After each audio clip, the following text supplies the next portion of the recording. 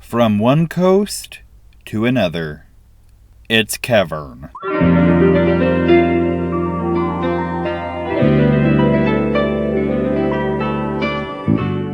Kevin.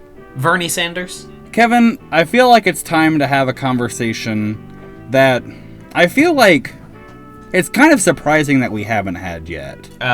Birds and the Bees? Yes. When a mommy bird loves a daddy bee very much.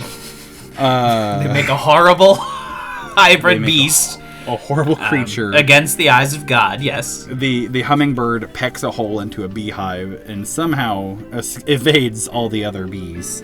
Now, Kevin, similar to the gravity of the birds and the bees discussion, but not the birds and the bees discussion, Kevin, we need to talk about drugs. Oh, sure. I don't have any. I don't know what you're talking about. So you wouldn't know like where I could get some? No. If I were to want to try to, I say that living in Washington where it is legal, I can walk. Yeah, fuck you, dude. I'm in New York. All right, I'm going to jail. I gotta ask people. You're asking the wrong guy if you want to know where to get drugs, because I don't. I just don't get them. I just don't. puffpuffpod@gmail.com. Do you know where to get drugs? Kevin, you and I are what we refer to in the industry as total squares. Absolute nerds. Real dorks, yeah. I mean, I know that, like, we've lessened up on kind of just, like, what we feel about different things. But, like, I know for myself, and I feel like this is accurate for you, but, like, there was a long time where, like, we didn't want to be in the room of someone else who was drinking alcohol. Oh, yeah. I had that problem for a long time. It was upsetting to my personal life. Really impacted a lot of relationships. Yeah, same here. I had a girlfriend who was upset with me that, like, I'd never want to take her out to a bar or something. You know, just like that nonsense. Because it's very important that we put a certain liquid in our body. And I'm not like a total square now. Like, now every once in a while I will partake, and I don't have any problem with folks who do partake. It's just a thing. I get it now. But, like, being squares, I don't, neither you nor I realized the connotations that were to be had when we named our other show the Puffin Publishing Podcast. God, yeah. When I bring that up to people, when people are like, "Oh, what show?" and I was like, "The Puffin Publishing Podcast," and they're like, "Oh, do you it's a show where you smoke weed?" And I was like, "No, like the animal." That is like a penguin but isn't, and that's what we were doing, even though Puffin Publishing is an actual publishing house. We're squares, but we're not squares enough to know like who actually makes this literature. Like, we could have easily diverted a thing if either of us were to blow up, and immediately, we could have started calling it, Pelican, or had those as backups. Can always change it. We're squares, but not squares enough to know, like, literature, even though that's what we parody on our show. But yeah, like, I've gotten that too, where, like, someone's like, "Oh, Puffin," and, like, I've gotten that a handful of times where, like, "Wow, Vern, that was funny. You must toke up all the time, or you must be a riot whenever people are smoking." You guys must smoke weed all the time to write stuff like that. It's so crazy. Kevin, I'm going to be turning 30 years old in a matter of 2 months. Wow. Big 3-0. Over the hill. Is that the over the hill one? Depends on how long you live. I guess that's fair. Being 30 years old, I had my first experience where I was partaking in drugs this year. Oh, wow. Big step for you. Big step. And the first time doing it was a horrible, horrible nightmare. Subsequently, I've had, like, better experiences with it. I approached marijuana the same way as, like, I approach, like, a Star Wars movie. Cautiously. Yeah, like, I don't want to be a part of it, but at the same time, I want to know what's happening in the conversation. Sure. You want to be able to speak to people on a certain level, and sometimes that just means that you gotta watch a movie about laser swords. Exactly. And sometimes that just means you gotta take a big puff on that big old bong. Sometimes you just gotta take a big old fat rip. But I've since had, like, experiences with it where it wasn't a horrible nightmare. And having had an experience, I don't understand why folks would, like, accuse us of being on it while we're doing comedy or while, like, we're writing. Because, like, man, Kevin, whenever I did it, I was completely fucking useless. Oh, for sure. I can't keep a coherent thought while I'm sober. You know? Like, I was sitting on the couch watching Comedy Bang Bang on Netflix, and, like, at one point the studio boss came in, it was a security guard came in and was like, and no parties while I'm gone. You have 30 minutes. You can only invite 2 guests over. And, like, even though it was a comedic premise, I was laying on the couch, I was like, oh man, he's really upset. And then, like, when Weird Al started throwing a party, I'm like, guys, you're going to get in trouble. The boss just told you not to, Weird. Like, there was no room in my brain for, like, haha, this is funny. And I don't know if you've had any experience with the devil's lettuce or with any other type of illicit substance. A jazz cigarette? Mild. Really just, like, outside comedy clubs or, like, at parties when someone, like, breaks one out. Because I don't know where to get it. I don't know what conversations that I need to have to get this illicit substance, but I don't know where. Who do I talk to? Who do I address? Who do I write a letter to? My congressman? Yeah, that's the other thing. Like, I'm fortunate now because I live in Washington, or as I said, like, I can go down the block. But, like, whenever I move, where the hell do I go? Like, what do I do now? Now, right where I live right now, like, I can go to a weed store, but it doesn't exist anywhere else. At least, you know, unless you're in Colorado or Alaska. There are a certain number of states that have begun the process of getting us to that point. New York is lagging sorely behind. There was big marijuana news in New York recently where it's like, it's been decriminalized. And I was like, oh my God, great. But no, it just means that, like, less than 2 ounces is now, like, a violation and not a misdemeanor. And you get a parking ticket. Yeah, you parked that smoke in your lungs, boy. You still can't buy it anywhere. You're not allowed to hold it, but holding less than 2 ounces of it is a misdemeanor. Or is not a misdemeanor. It's such a nonsense nothing. It's like if your lady asked you to help out around the house and you do the dishes one time. Like, that is the equivalent for, like, this movement in New York. Gotcha. Just get to it. What's the holdup?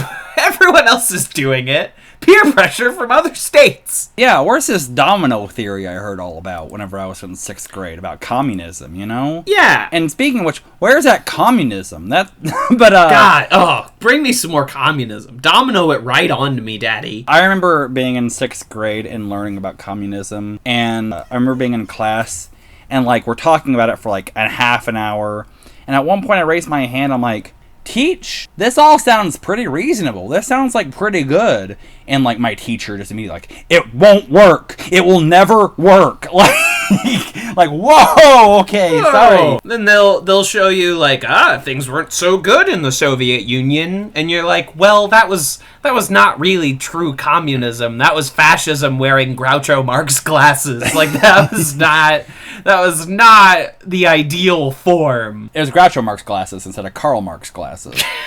Right, and he should have been Karl Marx glasses. Yeah, where that has a giant beard attached to them. Mm-hmm. I don't know, like, whenever growing up, like, you know, I went to a Catholic school and everything, and I just heard nothing about, like, how it's anyone who partakes in drugs is, like, a horrible sinner, they're gonna burn in hell, and all this stuff. And, like, having had an experience with it now, I'm like, it makes you completely useless. Yeah. So, like, Like, that whole, like, thing in Reefer Madness where the guy starts playing piano like crazy, like... Absolutely not. That's not it. Absolutely not. No.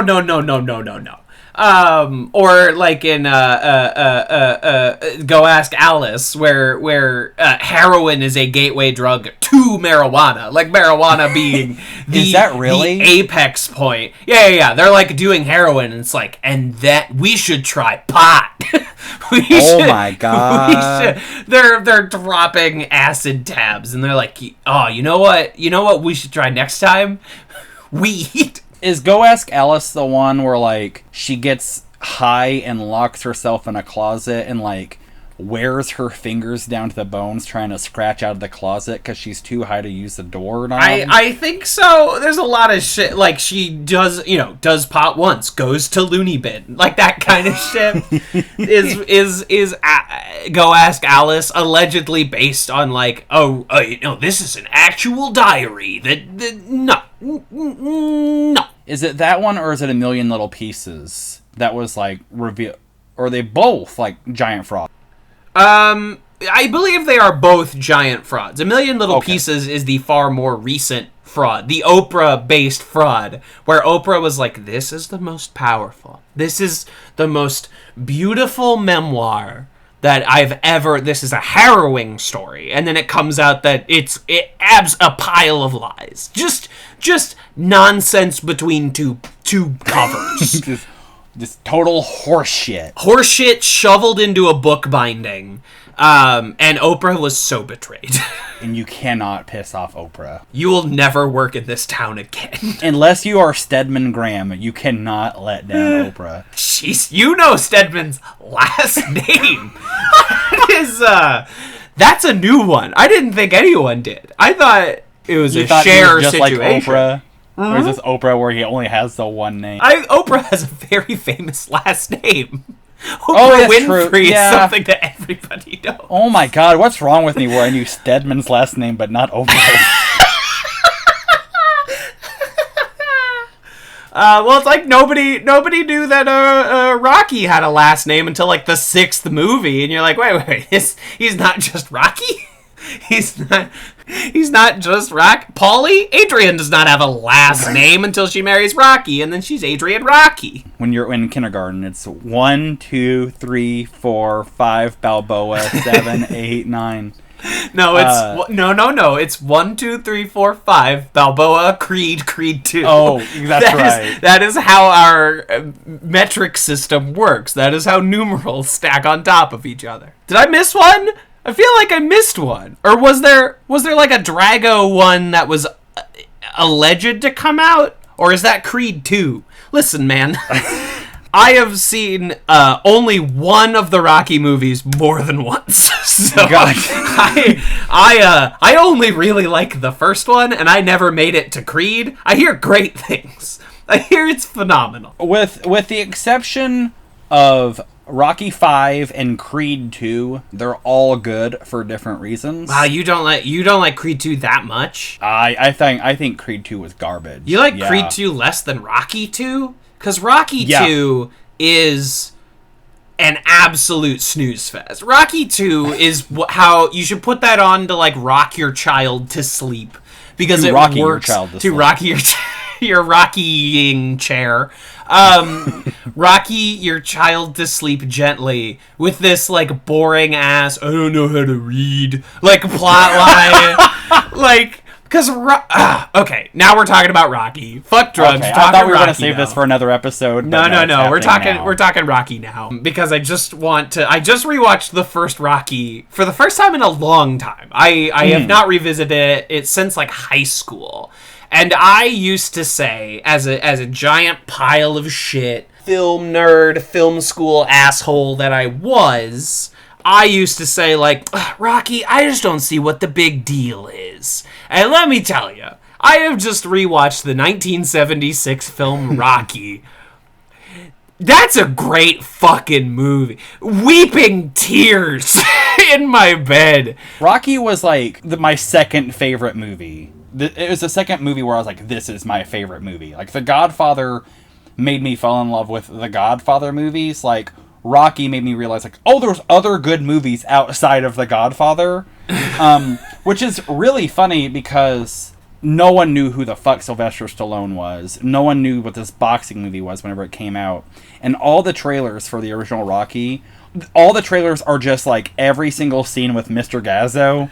Yeah, with Johnny, the like his very supportive mob boss who like shows up to his final fight. Joey does more, or is it Johnny? Whatever. Does more for Rocky than anyone besides Adrian. He is the only character in that movie besides Adrian that is not piling on Rocky as a way to like gain success. He never throws a turkey out in that alleyway, you know. No, like, he has no horse in this race. He's not making any money off of this. This is the guy that he has break people's thumbs when they owe him money. And he supports him wholehearted. It's beautiful. God, Rocky's my best enforcer. I want him to be really successful at this, so I never, you know, like... It's Goodwill Hunting. Like, the best part of my day is when I think you're not gonna be there. It's your manager hoping that you become district manager. You know, it's like, be better, go! You're too good for this place. Get out of here, Rock! It's just really funny to me how, like, because The Godfather was hot shit whenever it came out, and Rocky came out very shortly afterwards. And so, like, the entire trailer is just like, we have one guy in this movie who's also in The Godfather. Put him all over the fucking trailer. Please, God, like, make people see this movie because they think it's a Godfather movie and not because it's a boxing movie. Boxing! Everybody hates that! You know, there's like some studio head was like, so we see that he punches, you know, the cow meat. Do you think we could get him to punch a horse head? Just for the trailer, just for the trailer, please. There's a scene where Rocky corners a forklift operator trying to like, you know, shake him down for money. Is there any way that he could blow up this guy's car with him in it? Is there any way he could kill this man in an elevator while a baby is getting baptized? Can we make that happen? We notice that Rocky punches Apollo Creed in the eye. Can he shoot Apollo Creed in the eye? And we'll put his glasses in front of it, and it'll be really cool and iconic. Film school does a weird thing to a human being that goes to it, where you put the 20 incredibly insecure narcissists in one space at one time and just let them run free. Especially if you're an institution in which Kevin and I both attended, where we'll have faculty, but the faculty will be so completely hands-off that it's like film school Hunger Games. We'll just let all these narcissist asshole son of a bitch little kids just like compete with each other to see who can make the better movie and whatever that means to them. Do whatever, you know, whatever. You learn out on the set. You don't learn here. So, like, what the fuck are we paying you for, dude? Like, compete with each other for no reason, over nothing, to no end. To the extent where you'll have people saying, like, I don't want to light this too good because I don't want his movie to look better than mine. Yeah. Call it the anti-Rocky spirit. Like, the film school is the opposite of Rocky. God, I remember, like, being a young kid and deciding, like, I'm going to do film school and reading about, like, yeah, back in UCLA, George Lucas would shoot this and John Carpenter would write the score for it while Brian De Palma wrote the script for it, you know, like, and just hearing all these people, like, we're best friends with each other and we all want to have the best movie. Like, we want everyone else to have the best movie ever. And I'm like, oh my gosh, film school is going to be everything I want it to be. It's going to be that hippie commune I've always wanted. And then I get there, and it's all these backbiting fucking assholes that make you think that everything you like is garbage. And so, like, you go into film school with Rocky being one of your favorite movies, and then you're ashamed to admit it. You stop wearing your Rocky Balboa t-shirt. Because it's like, oh, it's it's overdone, it's too classic, you know what I mean? Like, it's so trite. It's nothing compared to Lars von Trier. Meanwhile, Lars von Trier would be lucky to wipe Rocky's ass. Lars von Trier should be privileged to kiss Rocky's fucking dirty boots, to eat the fucking turkey that Paulie throws into an alley. Lars von Trier would be so lucky. Film school is Paulie. Film school is not the supportive mob boss. Film school is Paulie. This freeloading, nasty, horrid being, this insecure, self-centered beast just wants to take everything good from you. And instead of throwing a beer through your pinball machine at the beginning of Rocky 3, it just leaves its beer out in the audio ADR booth. That's way too accurate. Frighteningly accurate. You're welcome. Yeah, it might be overdone, but it's because it's so well done. Because it's so fucking perfectly done. It's a 2-hour movie. And first off, round of applause for making a movie that is, under 2 hours. Like a tight, fucking lean film. Lean as its protagonist, or its antagonist, who doesn't even show up for an hour into the movie. We are an hour into this 2-hour movie before anyone tells Rocky he gets to fight Apollo Creed. The whole movie is not him training to fight Apollo Creed. That's 10 minutes of the first Rocky.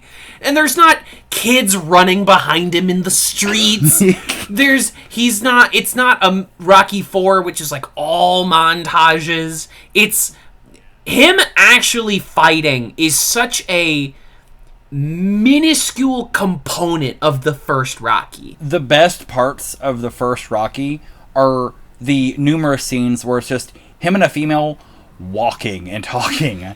Like that scene with the little girl who's smoking and him at the...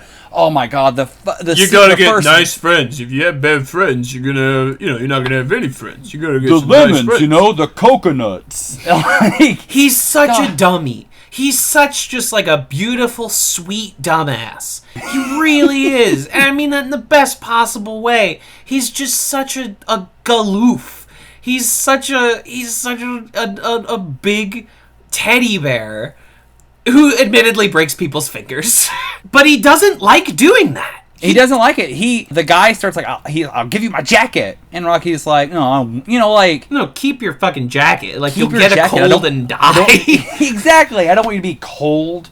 The best scene in that whole movie about a man who punches people in the face, is him at an ice rink with his girlfriend. Yes! The most beautiful romantic scene in cinema history. I love it. Is their first date on Thanksgiving where they break into the ice rink, and it's really just him jogging alongside her, which is a perfect touch. Which is that, he can't ice skate. He's a big dumb oaf.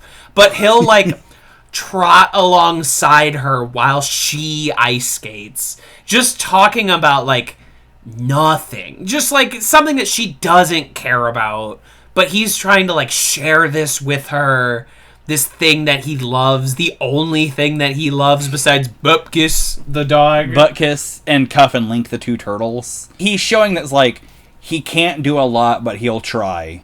Yeah, he's a real sweet guy, he'll be there, he'll figure it out, and he just wants to talk to you and make you smile and crack a joke, and he means no ill will, because when you go to Rocky's apartment and it is a slum, it is the dirtiest fucking a pure shit house, absolute crack den, just the worst fucking apartment you've ever seen. And he invites her to sit on the couch. He's not about to Netflix and chill her. He's come on, just sit down on my horrible couch. My nasty fucking couch. And that's kind of what's frustrating about the sequels, and especially like as I said, not a fan of Creed 2, is just like we get so far away from like, and I'm okay with like things changing, and like, man, I love Rocky, and Rocky 4 sucks, but God, do I love watching it. You know, it's like, yeah, it's hard for me to give it that credence because it's such the opposite of the first Rocky, and I don't appreciate that. You know what I mean? I enjoy it as a movie about defeating, once again, communism by punching it in the face. I don't maybe enjoy it as a Rocky movie. You're absolutely right, where it's montages, the movie. There's like 4 or 5 montages. There's a robot in the movie. Yeah, there's a robot. He gets Polly a robot. There's a scene in Rocky 4 where they like literally, it's like montage, one dialogue scene, montage. It's unbelievable what they do in Rocky 4. It's so funny. There's that one where there's a montage of Rocky driving around at nighttime to No Easy Way Out by Robert Pepper. There's no easy way out. And he's just thinking about his life, and it's just like so like, oh yeah, I remember I fought Clubber Lang. Oh, I remember picking up my dog in the first movie. Oh yeah, I remember going to seeing the tiger at the zoo. Like, it's so like scattershot. It's not like, you know what I mean? It's just so like completely random, and it's just like, oh, it looks good here. Like, it's a good editing exercise. It's a fun editing. It's a better editing exercise than Man with a Movie Camera. Christ! But it's, put me to sleep, like in the pound sense. Just inject me and let me die, Man with a Movie Camera. Shots of fucking streetcars for 45 minutes. Just fucking break my fucking thumb. Just punch me until I am dead.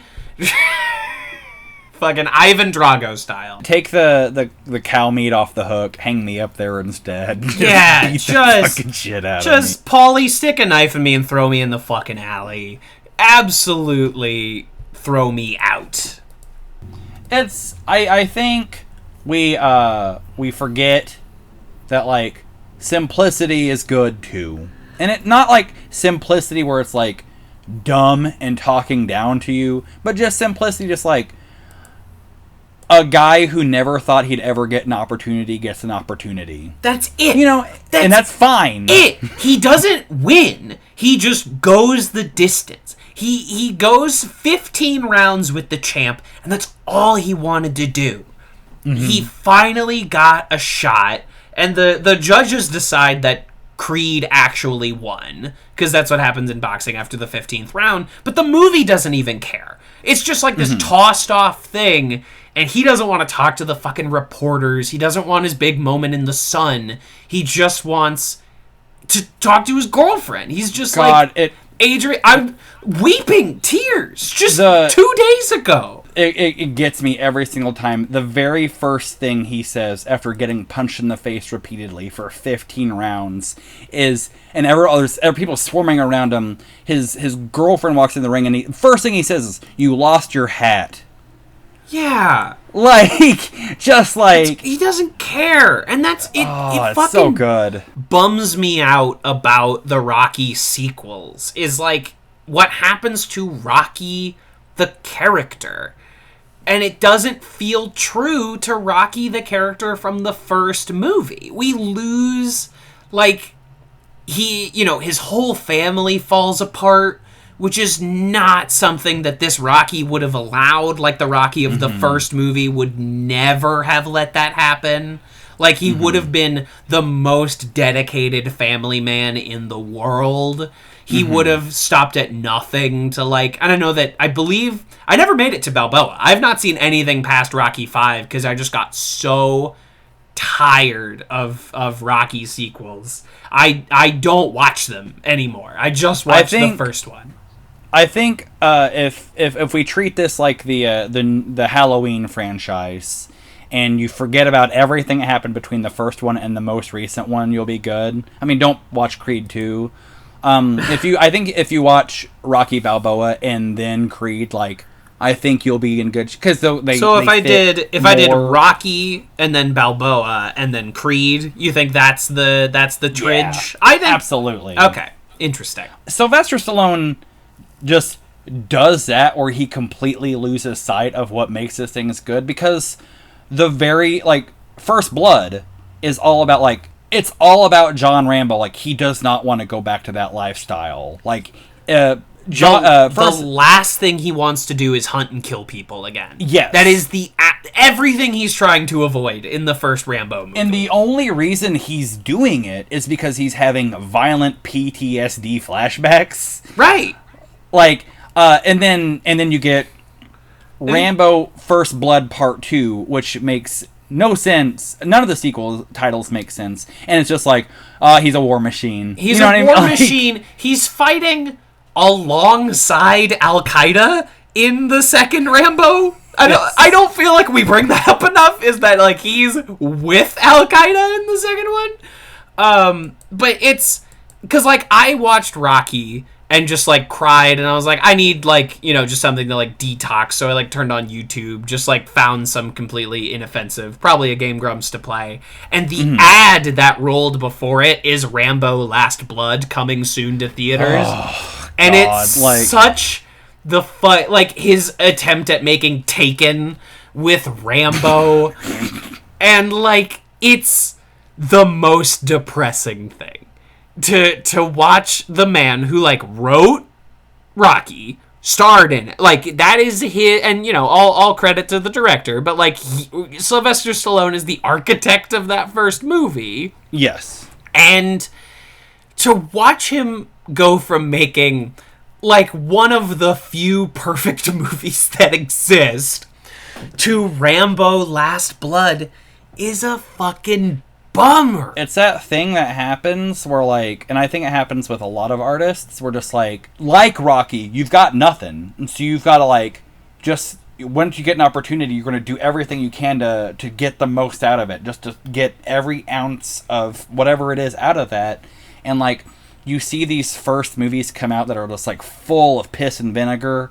You'll have Richard Kelly come out and he'll just put everything he's fucking got into Donnie Darko, and then it blows up because it's true, and it's passionate, and it's everything that he wants it to be, and then there's no juice left in him for the second one. Or for any of the other movies he's made. Yeah, exactly.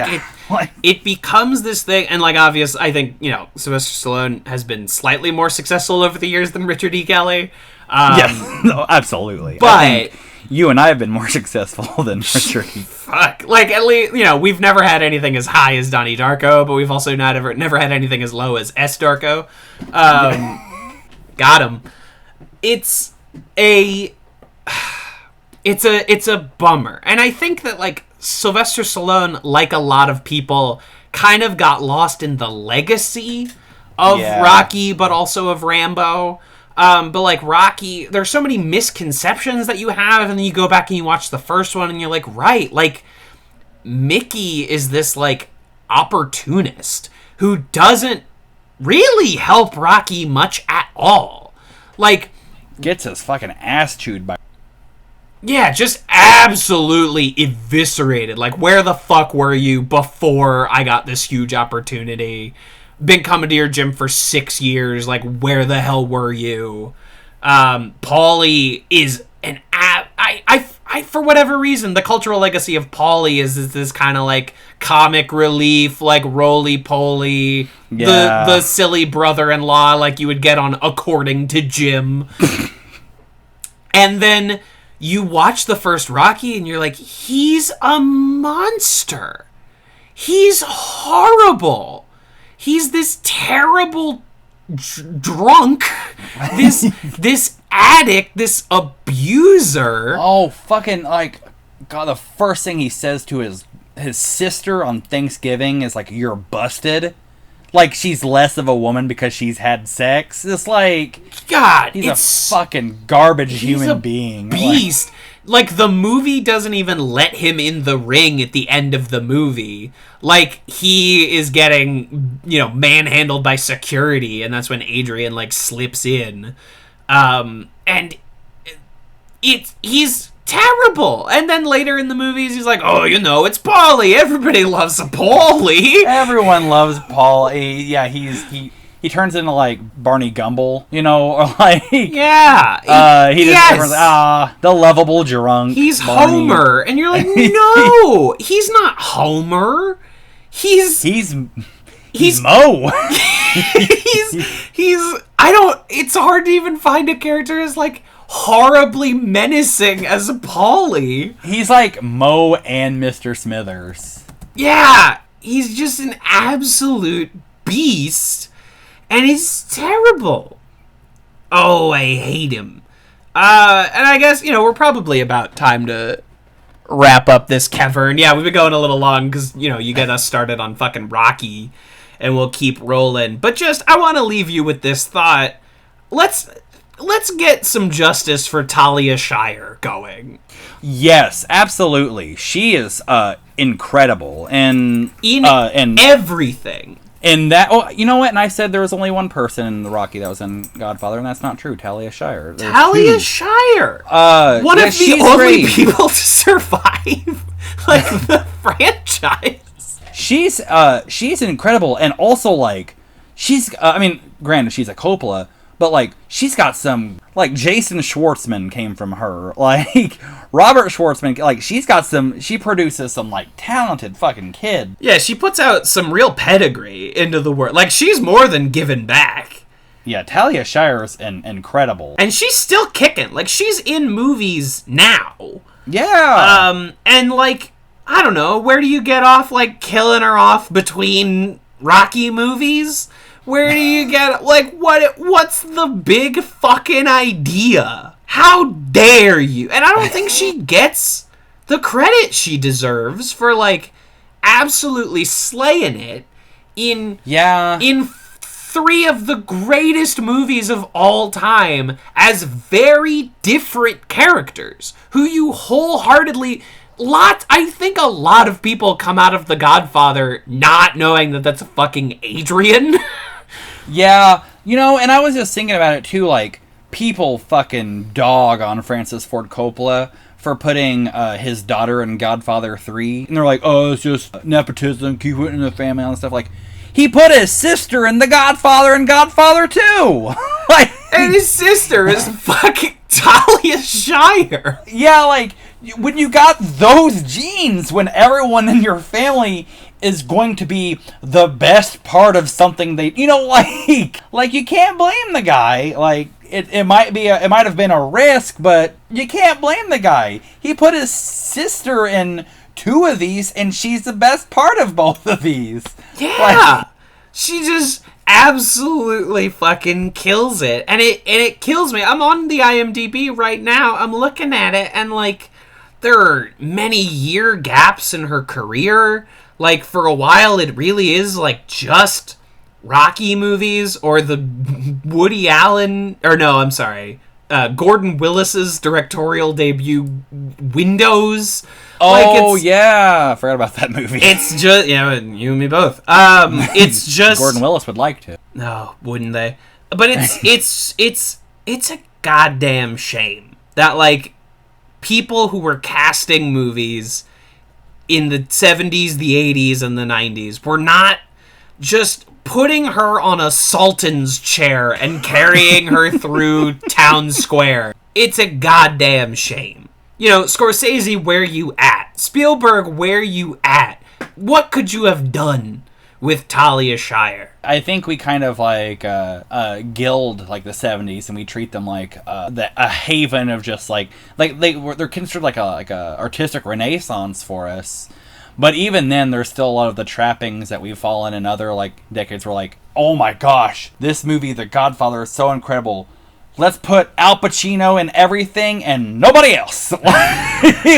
Like, we still have that thing now where, like, wow, Inception was a big hit. And the lesson that we took away from it was not let's take risks and put new things in theaters, but let's put blah under every trailer. You know what I mean? It's blah and Tom Hardy, and that is what we learned. We always learn the wrong thing. Like, instead of just like, okay, well, people like seeing comic book movies in a different style, as evidenced by Deadpool. It's just like, let's make Superman say fuck.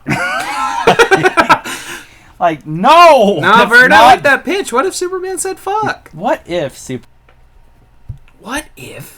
Superman said fuck? they replace his mustache? They need to replace his mouth and make it say fuck. Okay, yeah, put in a mouth, like the old Conan O'Brien bits. Yeah, where he put still get image. Robert Smigel to ADR the Superman movie. Ah, I am Superman! You hear all about release the Snyder Cut, and man, if the Snyder Cut is Robert Smigel ADRing the entire movie, yes, I'm on that train now. Release the Smigel cut. Release the Smigel Cut. Oh, Batman! You arrived too late! Fuck! Yeehaw! It's Aquaman! And you know I'm gonna... Oh, I would watch the shit out of the Smigel Cut.